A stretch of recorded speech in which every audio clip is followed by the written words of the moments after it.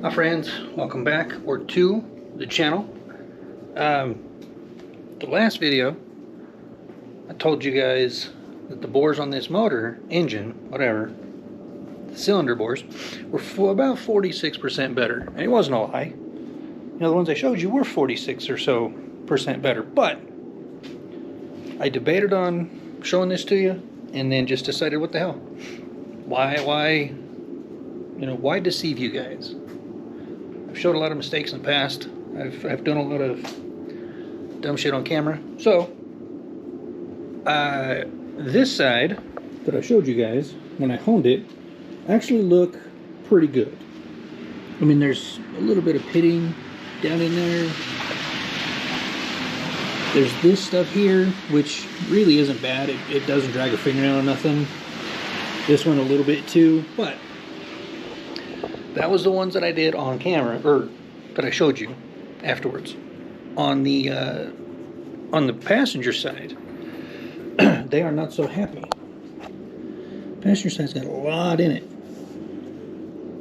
and this is surface. I could get this out.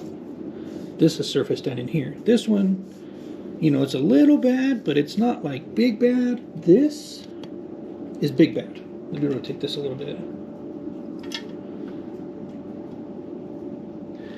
Get it down to where the light shows it. It's big bad. It's here. Let's look at it from the other side too. Kind of puts it into a little bit better perspective. You can actually see that hard edge right there. So, this block is not usable for me. It could be bored out and reused, but I'm not willing to make the trip to take that to a machine shop to have it bored out. And let me show you what I did do though. That came out really, really well. I actually put all of this shit in my parts washer. How nice the push rods look. The lifters all look good. The crank cleaned up great. Same for the cam. The pistons all cleaned up pretty well. I mean, there's still some stuff caked on like in there, but I'm not worried about it. Now that I have a bunch of clean internals, and my rebuild kit will be here today. I found another 302 in town that the guy pulled.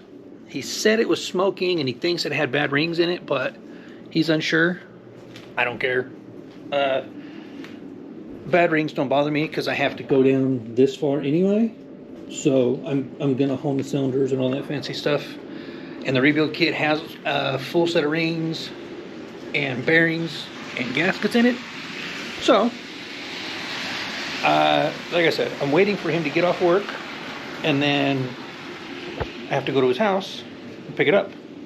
So, I can't take this. Let me show you why.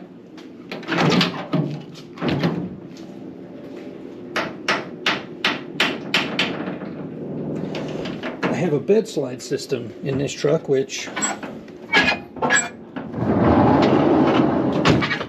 So, because of this bed slide, it makes it really nice to load stuff in the bed of the truck. It does not, however, carry a ton of weight. Like, what does that thing say? It says evenly distributed 1,200 pounds, which sounds like a lot of weight, but that's like a 4x7 or 4x6 area.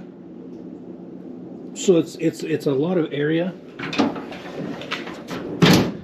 to attempt to evenly distribute something this size. So I'm going to take that. It's fine. It'll be fine. I've carried a ton of shit in the bed of that truck before anyway, so it's going to be good. But I'm not going to disassemble the new motor on camera, because you saw me do this one. It's going to be the exact same process, except it's going to be substantially faster because I don't have to record. So I'm going to get it today, like I said. Probably tomorrow we'll start the disassembly. Got to take this one off the stand and take it over there and just yeet it somewhere for now. Then I got to take it to the junkyard later. But actually may end up just tossing it in the back of the work truck and hauling it down to the dump. I don't know. Because like I said, I can't use it. You guys seen how bad the rust is in there. So whatever, you know. But I'm going to take... Because do you guys do this shit too? Like when I throw old engine parts away or old engines away, I take all the bolts and all of the plugs and everything like that. I take all that shit. Like I'm even taking these out and I'll put them with my bolt stuff, my bolt bins. You guys do that shit? I feel like that's like a car guy thing. You know, like every car guy I know does that. Yeah, I'm gonna take all of this stuff that I can take off of this one. And then like I said, probably I did buy another set of freeze plugs because I probably could pop those out and reuse them, but I don't want to. It's like I said, it's like $12 or $13 for the whole kit. It's, you know, it's not worth the time it's going to take me to punch these out to try to save them. I already told CarQuest to order the kit for me. I will probably be in town this weekend anyway, so I'll just swing in, grab the freeze plugs, call it a day. You know, then when I get it disassembled, if I run into anything weird or goofy, I'll bring you guys in and I'll show you, but I don't think I'm going to run into anything I shouldn't, because it was a running motor when it was pulled, so should be fine. But, you know, there's the update.